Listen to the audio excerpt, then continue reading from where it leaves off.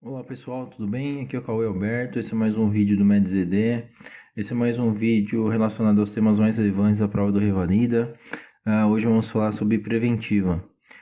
Diferentemente dos outros blocos, eu não consegui separar 5 pequenos temas para a gente poder discutir, apresentar algumas questões, como eu estava fazendo, devido à complexidade da preventiva, tá? É difícil a gente não consegui realmente pegar esses 5 pequenos temas para poder apresentar para vocês.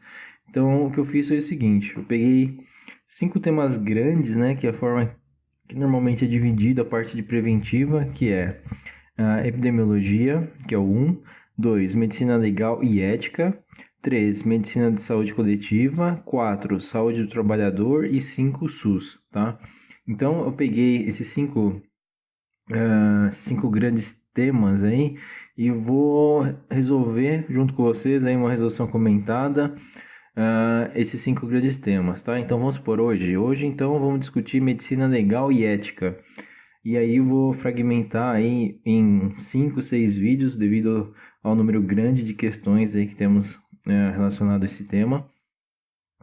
E vou fazer uma resolução comentada, vou comentar as alternativas, dar algumas dicas, mostrar o que mais cai, e como que a gente pode acertar essas questões sem ter um conhecimento muito aprofundado, tá? Claro que a gente tem que ler, tem que saber algumas informações, mas preventiva é um bloco difícil. Não é que é difícil, mas é um bloco que normalmente a gente acaba estudando menos, né? Fala, poxa, não é medicina, ou não tem doença, mas é muito importante, né? Tem algumas coisas que vocês vão ver que são extremamente importantes para a prática, e a prova cobra e não tá errado, tem que cobrar mesmo, tá? Então vamos lá. Revalida 2014, questão 46. Uma criança com 2 anos de idade é trazida no setor de emergência em decorrência da crise convulsiva. A mãe refere que seu filho sofreu uma queda no dia anterior, batendo a cabeça contra o chão. Imediatamente após esse evento, apresentou movimentos tônico-clônicos generalizados, associados a cialorreia e desvio conjugado do olhar, com duração de 1 minuto. Nega qualquer internação anterior ou presença de doenças crônicas, gestação, parto e desenvolvimento normais. No exame, a criança mostra-se emagrecida, sonolenta e hipocorada, 2 cruzes em 4, hidratada e cianótica. Pupilas isocóricas, fotorreativas, aparelhos cardiovascular e respiratório, bem como abdômen sem anormalidades ou exame físico. Observam-se equimoses. Isso é importante. Equimoses em diferentes fases de evolução em membros inferiores e em áreas usualmente cobertas pelo corpo, dorso e região interna da coxa, e couro cabeludo. Há também hematoma subgaleal em região temporoparietal esquerda. Exame do fundo de olho demonstra a presença de hemorragia retiniana em ambos os olhos. Entre os exames solicitados pelo pediatra para esclarecimento diagnóstico, encontra-se tomografia computadorizada de crânio, que evidencia hematoma subdural esquerdo, e radiografia de membros inferiores, que demonstra as fraturas atuais e consolidadas. Então tem fraturas antigas aí também. Evidências. Tendo em vista o quadro descrito, a conduta indicada é... Vamos lá. Então, nessa questão, uma criança que tem hematoma, tem equimose, tem essa hemorragia retiniana, enfim, a criança tem múltiplas evidências aí que ela pode estar sendo maltratada, ok? Então, a gente tem que investigar, e nesses casos aí, se realmente ser confirmado, ou mesmo se tiver uma hipótese, tá? O médico ele tem a obrigatoriedade aí de notificar para o conselho tutelar, e aí o conselho ele vai julgar se os pais ou algum outro contato, algum outro familiar ou pessoa esteja maltratando essa criança, tá? Então o médico em si ele não tem o direito de julgar, né? Não vai julgar, não vai chamar a polícia. O ideal é que ele notifique aí o caso para o conselho tutelar, e o conselho vai tomar as devidas providências. Vamos lá. Alternativa A. Repreender veementemente os pais? Não, que já está errado. O médico não tem essa obrigação de repreender os pais, ok? Acompanhar o caso, realizando o encaminhamento da criança para exame de perito médico legal? Errado. Ele não vai mandar para o perito, ok? Em alguns casos, realmente depende se for aberto um processo, se tiver que confirmar alguma coisa judicialmente, o perito médico legal ele realmente pode ser contactuado, chamado ou a criança solicitada aí fazer exame físico, mas não é o inicial, ok? Transcrever na anamnese as suas interpretações pessoais a respeito da narrativa dos fatos e encaminhar o caso para a próxima reunião de comissão de ética do hospital? Não, a gente não vai esperar. O médico, nesse caso, ele tem que tomar uma conduta, tá? Notificar o conselho tutelar paralelamente ao atendimento da criança, incluindo a prescrição de medicamentos? Perfeito. Como eu disse para vocês, essa é a nossa obrigação, ok? Mesmo que não seja uma coisa confirmada, que é difícil confirmar 100%, mas se for só uma suspeita, já tem aí a obrigatoriedade de notificar o conselho tutelar, ok? Revalida 2014, questão 24. Uma mulher com 32 anos de idade, solteira, sem vida sexual ativa, refere ter sido vítima de violência sexual. Por ocasião do estupro, a paciente não contou nada a ninguém e posteriormente descobriu que estava grávida. No momento atual, a gestante manifesta para seu médico o desejo de interromper a gravidez. O profissional médico recusa-se a fazer o aborto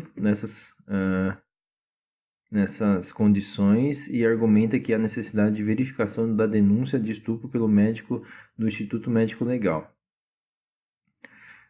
O médico aciona o serviço social da instituição e a polícia local para que a gestante possa lavrar o BO, o boletim de ocorrência, do estupro, esclarecendo que esse documento servirá como consentimento para o procedimento. Nessa ocasião, a conduta médica foi... Vamos lá, então o médico ele recusou-se fazer, então, interromper a gravidez, argumentando aí que é necessário que a paciente passe pelo médico do Instituto Médico Legal e que também seja feito aí o boletim de ocorrência, tá?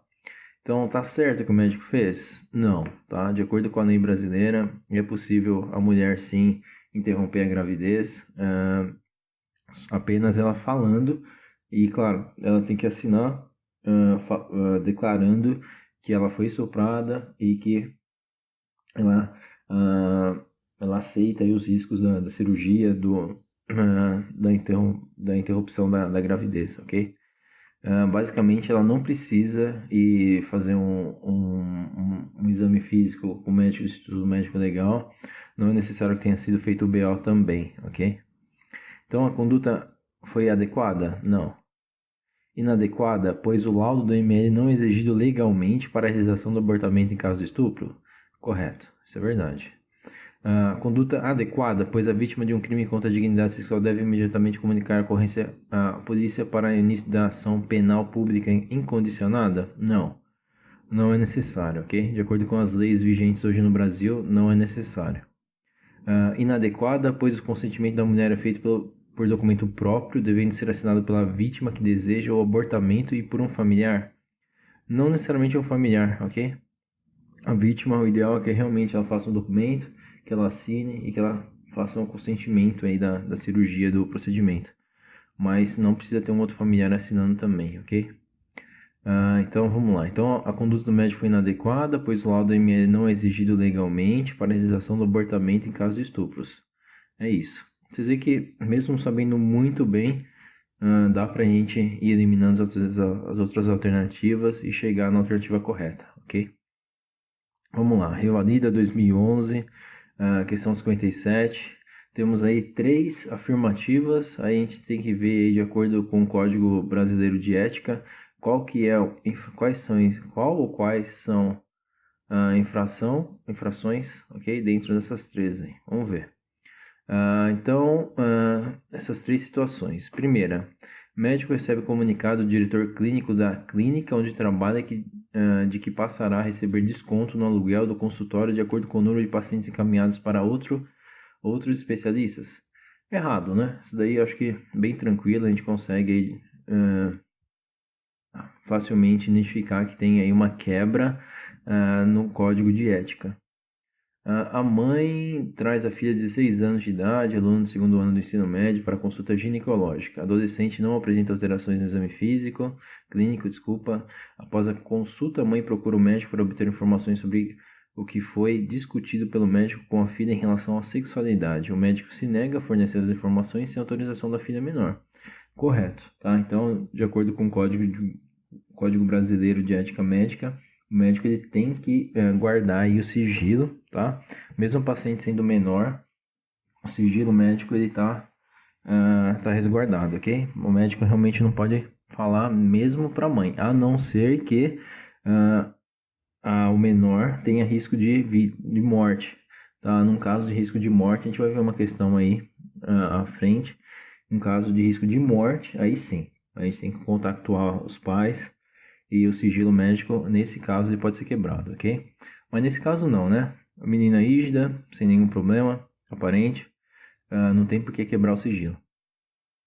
Caso 3, um médico especialista é chamado para falar sobre um tema de saúde em uma emissora de rádio durante o programa, atendendo a solicitação de ouvintes do programa, realizado ao vivo. O médico informa o telefone do seu consultório.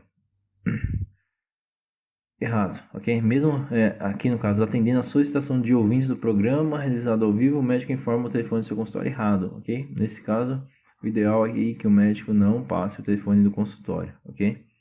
Então, aqui no caso das infrações, é o caso 1, situação 1 e situação 3, ok? Então, ficamos aí com a alternativa B. Revalida 2015, questão 50. Essa aqui é uma questão relacionada à declaração de óbito. A gente vai ver aí mais 2 ou 3 questões aí à frente que são bem parecidas com essa. Vamos lá, uma mulher de 23 anos de idade, admitida na emergência, em trabalho de parto, com ruptura de bolsa uterina. Ela estava na 40ª semana de gestação e com PA de 170 por 100. 2 horas após o parto apresentou crise convulsiva, sendo controlada com medicação. 1 hora depois apresentou nova crise convulsiva, que evoluiu para coma, seguido de parada cardíaca irreversível e óbito. A figura a seguir apresenta o formulário relativo ao atestado de óbito. Então aqui, para quem nunca viu, o médico ele tem que preencher essa parte. No caso aqui, normalmente que cai na prova é para a gente preencher aqui as causas da morte, ok? No Revalida é sempre assim, sempre preencher aqui o que é A, B, C, o que é D. Ele pode pedir aqui que tem que colocar na D, o que tem que colocar na A, tá? Ou o que tem que colocar na parte 2, por exemplo. Então a gente divide em 2 partes. A parte 1 é a doença ou estado mórbido que causou diretamente a morte. E na parte 2, outras condições significativas que contribuíram para a morte e que não entraram, porém, na cadeia acima. Vamos supor, uma paciente que teve um CA de pulmão,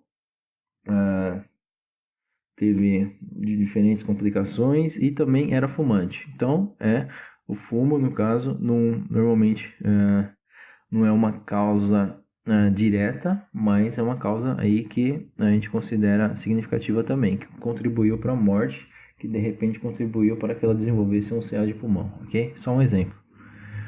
Vamos lá. Então aqui, como se deve preencher adequadamente o atestado de óbito? Nesse caso, vamos lá.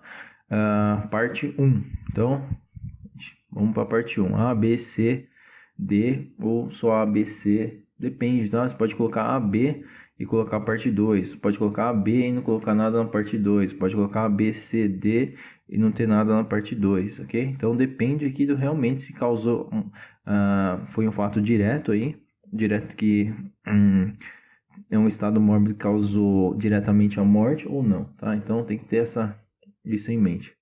Vamos lá, nesse caso aqui, o coma, ok. Devido como consequência de crise convulsiva, devido como consequência de crise hipertensiva e parte 2 sem nenhum preenchimento, não, né? Vamos lá. A B. Parte 1. Parada cardíaca devido como consequência do coma, devido como consequência do edema cerebral, devido ou como consequência de crise convulsiva? Não, errado. A C. A parada cardíaca, coma, crise convulsiva, crise hipertensiva devido... No caso não, a parte 2, né? Hipertensão. Não, tá errado também. Vamos lá.